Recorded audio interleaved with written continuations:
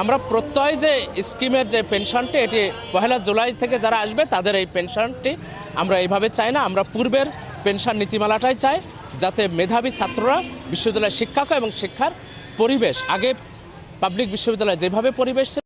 আমরা আজকে শিক্ষা অঙ্গনকে বাঁচানোর জন্য, শিক্ষকদেরকে বাঁচানোর জন্য, বাংলাদেশের মানুষকে বাঁচানোর জন্য পথে নেমে এসেছি। কারণ আপনারা জানেন, প্রত্যয় স্কিমের মাধ্যমে বাংলাদেশে শিক্ষাঙ্গন নিয়ে, শিক্ষাকে নিয়ে যে সূক্ষ্ম ষড়যন্ত্র হচ্ছে, সেই ষড়যন্ত্র আমাদের রুখতে হবে। কারণ এই প্রত্যয় স্কিমের মাধ্যমে শিক্ষা অঙ্গনকে মেধাশূন্য করার চেষ্টা করা হচ্ছে। আমরা জানি যে যদি এই প্রত্যয় স্কিমের মাধ্যমে শিক্ষকদেরকে অন্তর্ভুক্ত করা হয়, তাহলে মেধাবী শিক্ষকরা, মেধাবী ছাত্রছাত্রীরা আর কখনো শিক্ষকতায় আগ্রহী হবে না, শিক্ষাঙ্গন মেধাশূন্য হয়ে পড়বে।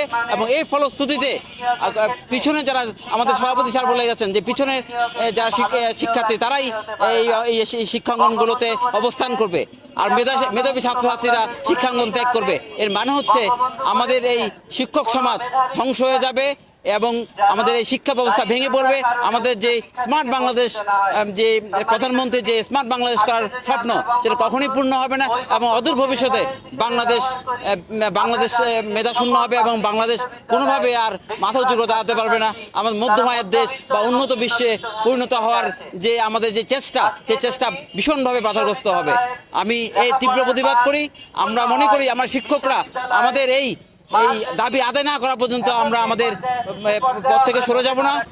অর্থ মন্ত্রণালয় থেকে পেনশন সংক্রান্ত যে প্রজ্ঞাপনটি জারি হয়েছে, এর বিপক্ষেই আমরা মানববন্ধন করছি এবং উচ্চশিক্ষা ব্যবস্থাকে আরও, যেখানে অন্যান্য দেশ গতিময় করছে, শিক্ষকদের জন্য স্বতন্ত্র পে স্কেলের ব্যবস্থা আছে, সেখানে আমরা বাংলাদেশের শিক্ষকরা, স্পেশালি বিশ্ববিদ্যালয়ের শিক্ষকরা আজও অবহেলিত এবং এই প্রজ্ঞাপনটা আমাদের জন্য অপমানজনক।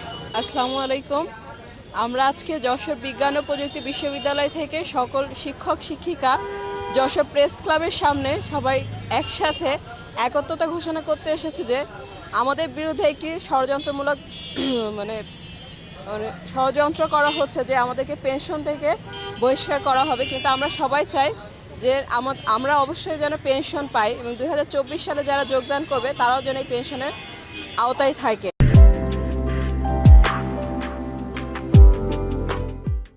এবং পাবলিক বিশ্ববিদ্যালয়ে পড়াশোনা করে কিন্তু আমাদের দেশের মধ্যবিত্ত পরিবারের সন্তান, গরিব পরিবারের সন্তানরা। আমরা দাঁড়িয়েছি আমাদের বাংলাদেশ বিশ্ববিদ্যালয়গুলোর অর্থাৎ উচ্চশিক্ষাকে বাঁচানোর জন্য। কারণ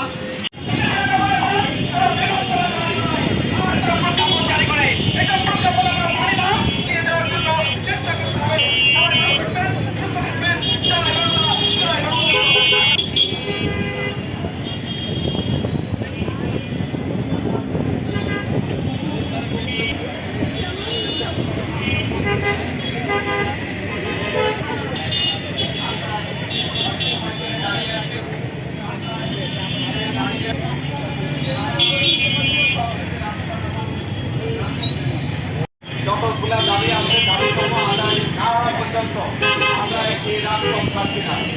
শুরু হয়েছে আমাদের সেই ছাত্রছাত্রীদের যারা দেশের ভবিষ্যৎ, তাদের লেখাপড়া এখন বন্ধ হওয়ার উপক্রম। আমরা ক্লাসে ফিরতে পারছি, বিশ্ববিদ্যালয়ের শিক্ষকরা এখানে দাঁড়াতে বা আসেনি।